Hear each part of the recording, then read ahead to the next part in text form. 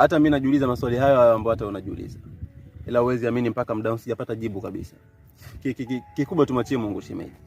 Kwa sababu yeye ndio mwenye kujua sababu ya kila jambo linalotendeka hapa chini ya jua. Shemeji. Yaani mtu anashindwa kumvumilia mume wake kwa sababu ya maneno ya kuambiwa. Mimi maisha yangu sasa hivi yana tofauti na maisha ya mtu aliyechanganyikiwa.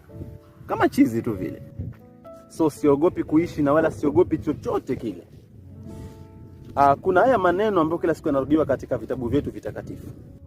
Yanasema sijui, yanasemaje? Apataye mke amepata sijui. Amepata nini? Nikumbushe hapo shemeji. Amepata kitu chema. Amepata kitu chema. Na akosaye je?